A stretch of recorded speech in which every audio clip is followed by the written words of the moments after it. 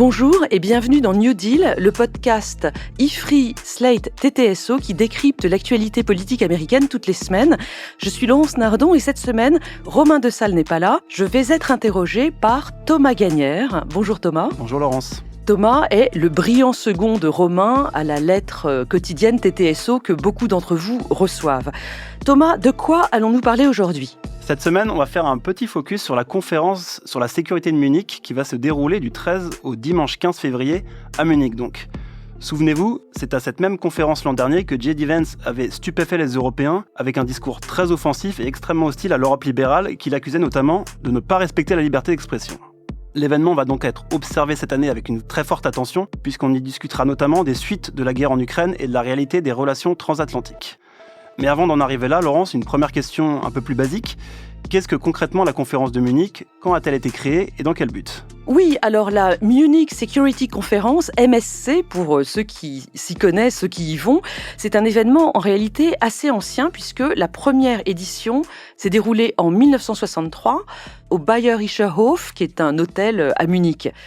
À l'époque, il n'y avait que 60 personnes, mais déjà des personnes de bon niveau, puisqu'on avait dans la salle Henry Kissinger. À l'époque, il était simplement prof à Harvard, mais il a eu la carrière qu'on connaît par la suite. Ce qui est important de noter, c'est que c'est une entreprise privée qui s'occupe de cette conférence de Munich. C'est pas du tout quelque chose d'officiel avec des négociations. Il n'y a pas de communiqué final, par exemple. J'ai dit 60 personnes la première année. L'événement a évidemment beaucoup grandi.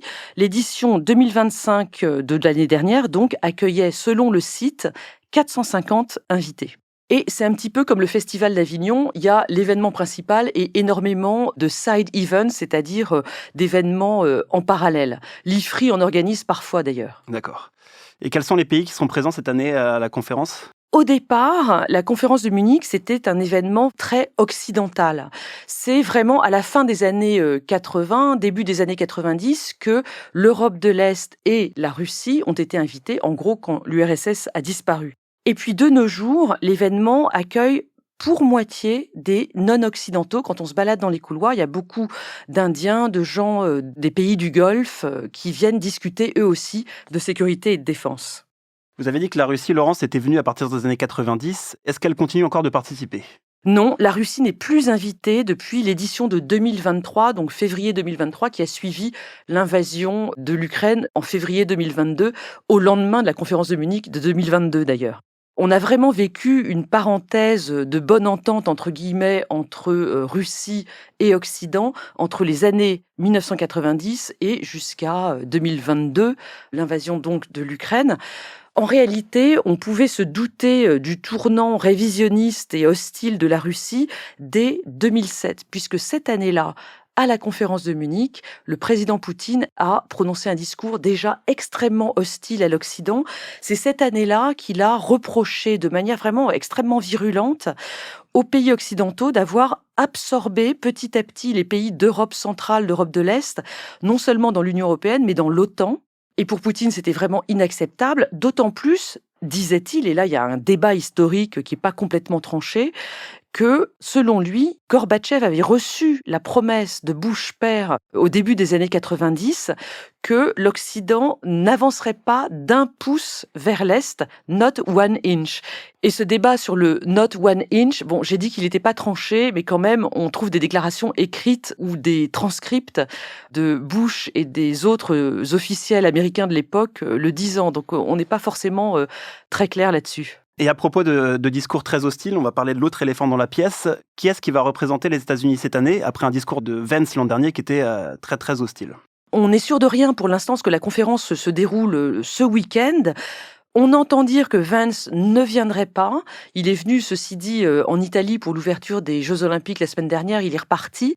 On entend dire que ce serait Marco Rubio, donc le secrétaire d'État, qui viendrait représenter les États-Unis, accompagné d'une 50aine d'élus du Congrès, donc une grosse délégation américaine cette année. Rubio, s'il vient, prononcera un discours sur l'état des relations transatlantiques. Alors, on va voir quelle est la tonalité de ce discours par rapport à celui de Vance en 2025. C'est de toute évidence l'un des gros points d'intérêt de cette édition de la conférence de Munich cette année. Rubio, on le sait, est plus proche de la diplomatie américaine traditionnelle, donc ça pourrait être plus amical, mais n'oublions pas que c'est Marco Rubio, en tant que secrétaire d'État, qui a prononcé l'interdiction de visa pour 5 Européens, dont Thierry Breton et 4 autres, pour leur défense du numérique européen avec nos fameux règlements, le DSA, le DMA, le règlement sur l'intelligence artificielle éthique. Ok, pas plus rassurant donc. Et cette année, de quoi va-t-on parler concrètement à cette conférence de Munich? Quels sont les enjeux principaux? Sur le site officiel de la conférence de Munich, on liste 5 ou 6 thèmes. Vient en tout premier lieu la question de la guerre en Ukraine. Ensuite, il y a la question des relations transatlantiques. Et puis ensuite, tous les autres points chauds dans le monde, les questions énergétiques cette année, les questions de réarmement et notamment de bases industrielles pour réarmer, ça c'est pour les Européens. On va aussi parler des technologies de défense. Et puis, il y a un autre sujet qui n'est pas vraiment listé, mais qui va très certainement s'inviter dans les discussions, c'est le sujet New START. Vous savez, c'est le dernier grand traité de contrôle des armements nucléaires et balistiques entre Russie et États-Unis. Et ce traité est venu à expiration début février, donc vraiment il y a quelques jours. Et on ne sait pas très bien ce qui va se passer.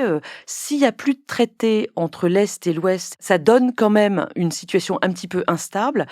Aux dernières nouvelles, Trump était prêt à reprendre des négociations sur le nucléaire à condition d'inclure la Chine, mais ça s'avérerait probablement très compliqué parce que négocier à 3 déjà, c'est plus compliqué qu'à 2 et la Chine n'a aucune expérience des négociations de contrôle des armements, au contraire des Russes et des Américains qui font ça depuis littéralement 60 ans.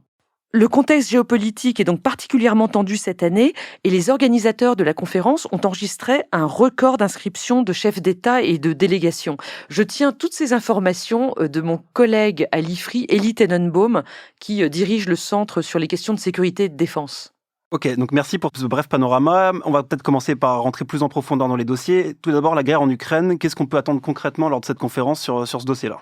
Alors, c'est le dossier principal, c'est ce que dit le site. Zelensky sera là, c'est absolument certain.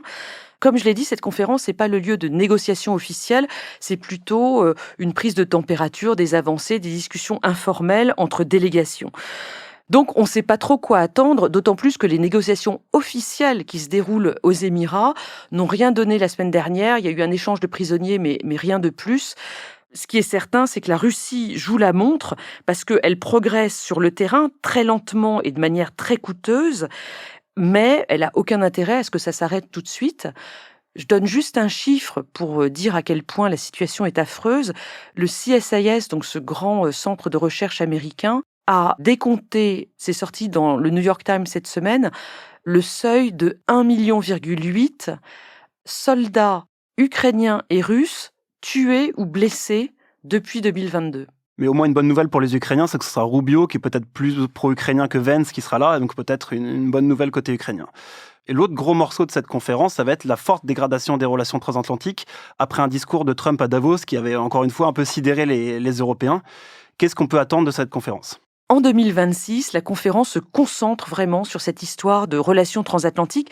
J'invite tous les auditeurs à aller voir le site officiel de cette conférence de Munich sur la sécurité, parce qu'il y a un petit clip de présentation des débats de cette année. Donc, on voit très vite défiler les images des crises qu'il y a eu dans le monde cette année, que ce soit Gaza, l'Ukraine, même aux États-Unis, Minneapolis, etc. Et on voit mélanger à ces petits bouts de vidéo très rapides l'image d'un gros éléphant qui avance très lentement comme ça sur fond bleu, avec des slogans qui apparaissent, un monde under destruction, un monde en voie de destruction, et qui se termine par la phrase « It is time to address the elephants in the room ». Alors, ils ont la nuance de mettre « elephants » au pluriel, mais évidemment, on voit bien que c'est le parti républicain MAGA qui est visé, et évidemment l'action totalement destructrice de l'ordre international portée par l'administration Trump depuis le mois de janvier 2025, depuis un an. Ok, que faut-il penser concrètement de cette évolution ? Oui, pour résumer, cette évolution, c'est donc la mise en application de la détestation de l'Europe libérale par les courants MAGA autour de Trump. C'est absolument clair. On a rappelé le discours de Vance l'an dernier. Il y a eu l'humiliation de Zelensky dans le bureau ovale, c'était en mars. Et puis, là aussi, vous l'avez dit, il y a 15 jours, l'épisode du Groenland qui a culminé à Davos avec, là encore, un discours très hostile de Trump, mais une reculade. Tout ceci, c'est vraiment un wake-up call, un signal d'alarme pour les Européens, et je dirais y compris pour les partis nationalistes européens qui normalement sont pro-Trump, pro-MAGA, mais qui se rendent compte qu'une Amérique prédatrice, ça va pas du tout avec leur vision nationaliste.